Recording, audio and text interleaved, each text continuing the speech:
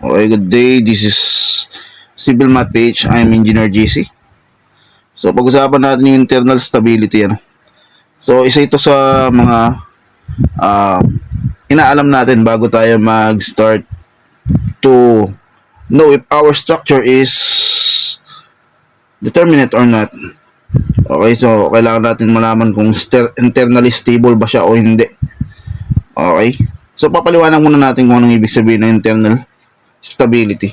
So, nakalagay dyan, it maintains its shape and remains rigid when detached dun sa support niya. Ibig sabihin, pag inalis mo yung support sa ilalim, yung structure mo, it will remain rigid or it can carry its own weight, So, napaka-importante nun.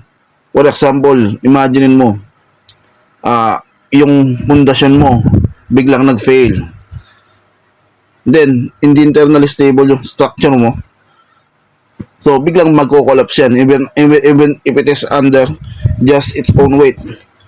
So, malaga na, stable yan. Okay? Although may mga structures na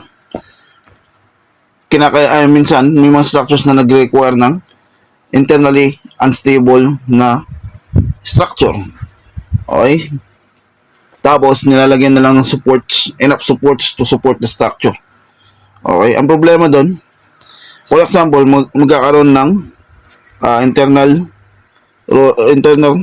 hinge dito.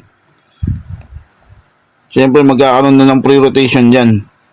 Okay? Natatandaan natin yung hinge. Okay? Pre-to-rotate yun.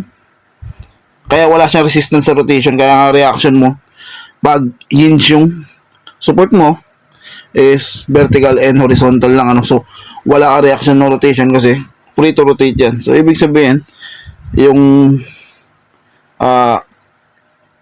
structure mo na, pag ginalisan mo na ng support yan, it can move yung members niya sideways. Okay? Left and right. So, hindi na siya rigid. Okay?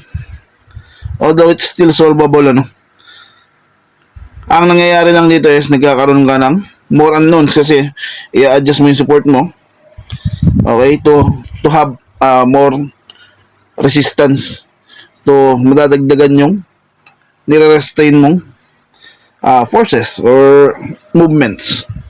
Okay, ang kagandahan lang din pag meron kang internal roller or internal hinge, meron ka ring additional equations that you can use in order for you to check the determinacy of your structure.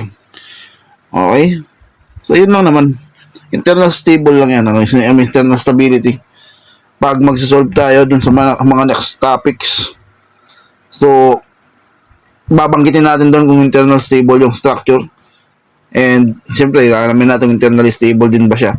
Tapos, magsasolve din tayo ng internally unstable na structures. We will solve their determinacy tapos yung mga internal stresses. Okay, so magko-continue na tayo ng structural analysis discussion natin. Matagal lang ako nawala. So, pero ngayon I plan to really focus on my structural engineering contents. Okay, and if you are interested, you are a student, civil engineer, basta interesado ako sa structural engineering or civil engineering, you can follow and subscribe to our channel. Pinag-usapan natin dito is all about structural engineering, and most importantly is that